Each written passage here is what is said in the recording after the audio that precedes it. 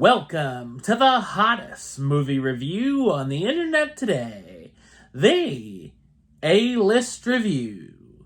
I am your host, the Game Changer, Wes Troop. And in this episode, we're going to travel back to the year 1999 in our mint-flavored time machine and talk about one of the most interesting films of that year. And you know, that's breaking the first rule, but we're going to do it anyway. My review of the 1999 drama Fight Club, coming up now.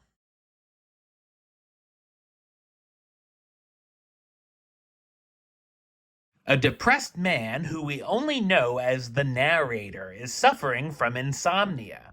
He meets a strange soap salesman named Tyler Durden and soon finds himself living in his squalid house after his apartment is destroyed.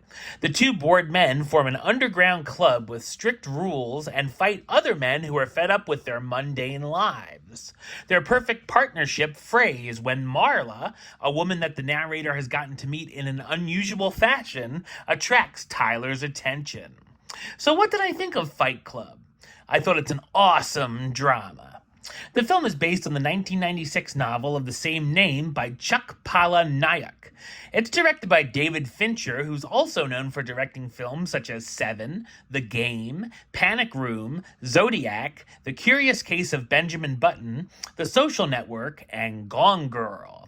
Fight Club had its premiere at the Venice International Film Festival on September 10, 1999, and was released in the U.S. on October 15, 1999. When it first was released, the film received mostly mixed to negative reactions from critics and had an underwhelming box office run. Once it hit home video, however, it would find commercial success and became a cult classic and one of the most controversial and talked about films of the decade. Fight Club has some amazing visual effects which still hold up spectacularly well today, such as seeing the narrator's apartment with all of the IKEA furniture appearing with graphics describing the products underneath the item. The fights themselves look great too, and while they can be violent, still have some style to it. Fincher's whole visual aesthetic is really just ahead of its time.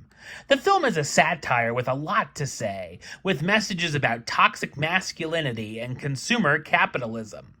There's a lot of intriguing stuff going on here, from the narrator using different aliases while crashing different kinds of support groups so he can cry, feel better about himself, allowing him to sleep at night. He then meets Marla, who's also faking to be in these groups for her own reasons. The narrator's life changes when he becomes friends with Tyler, who's basically a polar opposite of the narrator and everything he wishes he could be. As the narrator spends more time with Tyler, his personality starts to change as well. They start the secret male society after they begin to engage in brawls and enjoy it. The men start to feel better about their lives and the world in general, feeling as if they found their purpose. Of course, things begin to get out of hand as the club expands, almost becoming a cult and terrorist group of sorts called Project Mayhem. It's a smart story and hard to predict where it will go next. There's also a lot of dark humor throughout that made me chuckle. Of course, the scene where Tyler is giving his speech about the rules of Fight Club is a fantastic highlight as well. Unfortunately, I knew what the big twist of the film was before I saw it for the first time, so try to stay away from spoilers if you haven't heard the twist by now. Going in knowing did let me catch hints the first time through, though, that others wouldn't, and when you watch it back, it makes sense, as some films that pull tricks like this actually fall apart on a second viewing.